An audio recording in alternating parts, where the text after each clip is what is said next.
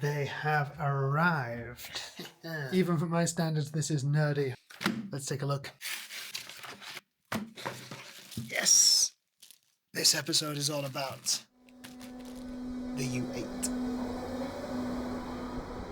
We're going to talk about its history, its construction, what went right, what went wrong. We're going to talk about some of the original carpenters who accidentally started a gangland brawl. We'll talk about World War II and Cold War bunkers, and we'll talk about the flying train that sadly never was. Who am I and why are we doing this? Well, my name is Johnny Whitlam. I've been a tour guide here in Berlin since 2010 when I moved over here from the UK. It is a job that I absolutely love.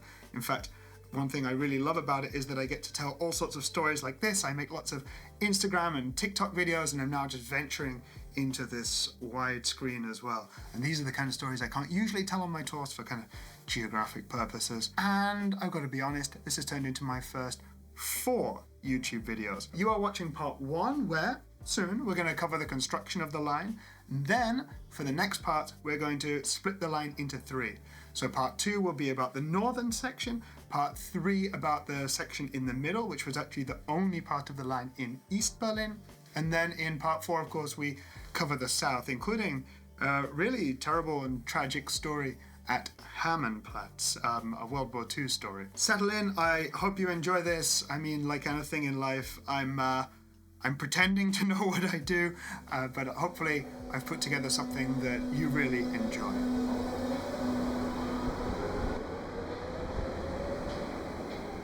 Berlin got its very first trains in the kind of mid-1800s, with its very first U-Bahn train opening in 1902, today's U1 line. A few decades before that, though, the world's first electric train was demonstrated here in Berlin. That was in 1879, and its inventor was Werner von Siemens, although you might pronounce his name Siemens. In fact, if you're familiar with the great big technology company Siemens, well, that's him, it's the same guy, and that company actually still has a huge presence here in Berlin today. Werner von Siemens was obviously quite proud of his invention, and he wanted to bring it to the streets, literally, of Berlin. Werner von Siemens wanted to install an electric railway above the pavement, right down the length here of Friedrichstrasse, at the height of the first floor. Naturally, people complained, and he failed to get royal assent, which means the Kaiser himself, Mr. What's with your beard, stepped in and said, no thanks. A few years and 2 Kaisers later, Werner von Siemens got the thumbs up. The new Kaiser that was in power was Wilhelm II, who looked absolutely ridiculous and I think enjoyed that, but he was also young and a bit more tech forward. He gave the thumbs up for actually for an overground line at first, but then people towards the western end of that started to complain, and so the plan was to dig it underground instead. Construction on the U1 started in 1896, the line opened in 1902, and there were plans already at that time to build loads more lines and kind of expand this system.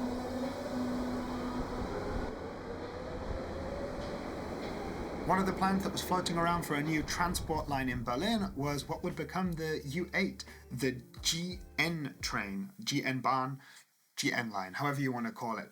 The idea is that Berlin already had at this time the ring train that you can still find today, and that this was going to connect 2 parts of that ring, Gesundbrunnen in the north, Neukölln in the south. Gesundbrunnen, Neukölln, GN. Easy stuff. However, how was this going to be done? What route would it take? The Berlin government had actually been quite impressed by an invention that they'd seen at a different kind of trade show, this time in Cologne. This was an invention that came from a guy called Eugen Langen, who had invented the suspended train, which I call the what-if train, but more dangerous. The idea with the suspended train is that, the train carriages are suspended. They don't sit on the rails, they kind of hang from them. And if this is kind of ringing a bell for you, you think, hey, I've heard of something like this before. It's because he did actually build one, and it opened before Berlin's U-Bahn in 1901. He opened this train line in Wuppertal. In fact, this train line is so famous that if you Google Wuppertal, that's all that comes up. Now, as for why another train like this wasn't built, I think, added complexity and also the feeling that it's dangerous. In fact, this kind of dangerous feeling meant that Langen would have to prove that his invention would work not just here in Berlin, but down particularly narrow streets as well. And so the city gave him a thumbs up, and in 1907, a 100-meter long test track was built right next to Platz, as it's called today. Okay, so when I saw that photo of the Schwebebahn test track, I was like, man, I gotta go and take a look, right? Brunnenstrasse, Platz, that's easy to find, but hey, this is a pre-World War II photo. Will any of this be left? So many of Berlin's old buildings were destroyed either in the war or with construction afterwards. But having a look at the photo, you see this white building? It's obscured by a column in the picture, but you can see the kind of details on it. And I was like, yeah, man, that's gotta be it. And then I came out and I looked and yeah, seems like it's this. And you can tell from the shape of the next building next to it, which is a little less ornate these days. But yeah, this is where it was, the 100-meter test track for the Schwebebahn suspended railway that sadly we never got. Who wouldn't want a suspended train flying through Berlin? We got skanked.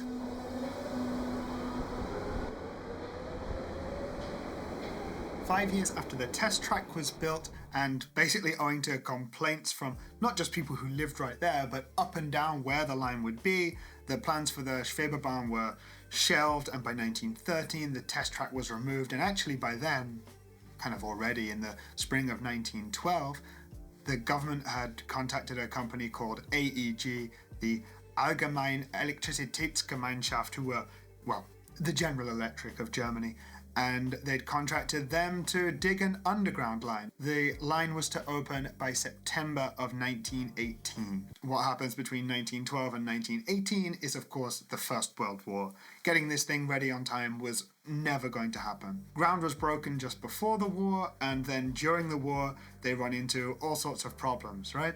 A lot of the construction workers are men, so they are sent off to go and fight, so they have too few workers. Actually, they did use women at one point. If you look at this photo from 1915, you can see that women are working on the line, part of it that would actually not be used, but they're working on the line at Dresdener Strasse in Kreuzberg. It's also due to all sorts of delays and defective materials and so on, that there end up being three main differences between the line they started digging and did so during World War I, and the line that would then open later in 1927.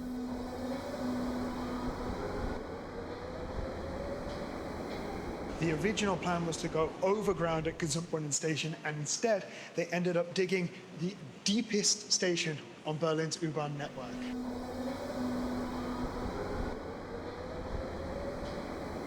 So the original plan was to have the line go beneath a square called Orianienplatz, but then it was diverted to go beneath this square here, Mauruszat. And there's been a long-standing rumor about why this is. The story basically goes that Hermannplatz is connected 1926, and it had a direct connection to the Karstadt department store, and that brought them lots of business.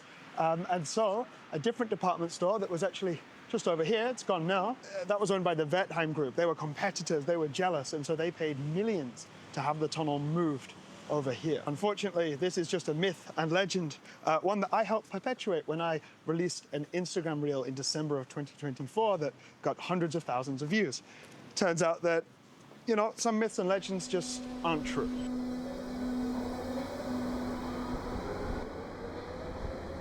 So this is where the tunnel was originally supposed to go. You can see the TV tower at Alexanderplatz behind me here, and you can imagine the tunnel running beneath this street, Wiesenstrasse right here.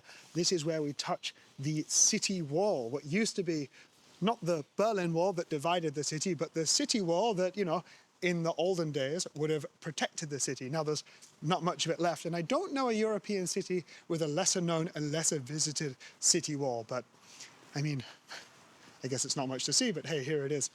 Anyways, they did dig the tunnel beneath here, but they ran into all sorts of problems due to lack of manpower and inferior materials caused, of course, by the First World War.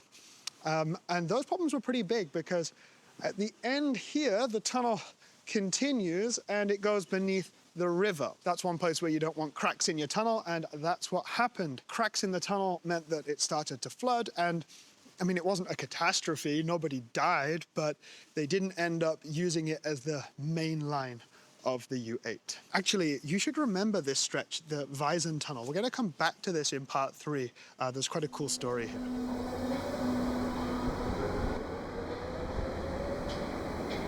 And it wasn't just the war that led to all sorts of delays. I mean, that war ends in defeat for Germany, a revolution in this country, massive bills that the victorious powers make this country pay, meaning that the economy is absolutely crippled. Germany undergoes hyperinflation in 1923. Actually, speaking of the hyperinflation, I'm a millionaire, kind of. Let's have a look. This is a big one, look at that. 10 million? No, not good enough. Oh, baby. There we go. 20 million marks from the year 1923, September. This stuff wasn't worth the paper it was printed on. So Germany has huge, huge problems at this time. And yeah, when the economy starts to get a bit better, they pick up the plans for the U-Bahn again, 1925. The first part of the U8 opened in 1927. That was just a short stretch. Strasse, Hermannplatz, Schwandl. 3 stops that today will take you only 5 minutes to go through, but that is the birth of the U8. Strasse station will then be added shortly after, just to the south, and that's where the line will end, in the south, for quite a long time. You know, the original plan was to connect it with the Ringbahn, but they don't do that until the 1990s.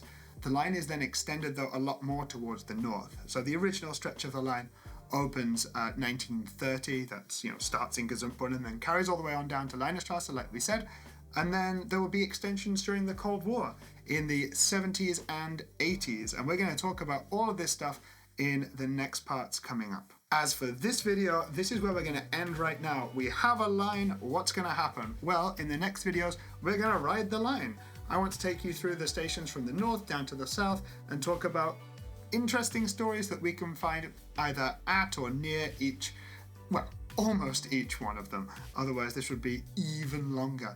So I hope you've enjoyed my first made for YouTube video.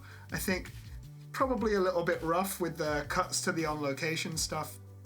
I'm still learning what I'm doing. Just little learning experiences along the way. The best one of which being that I did record an entire video with my flies down, which you'll be glad to know I decided was then unusable.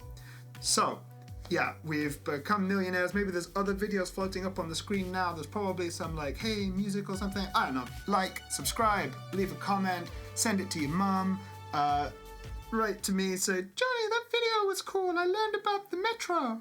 I can be a nerd like you. What am I doing? Goodbye.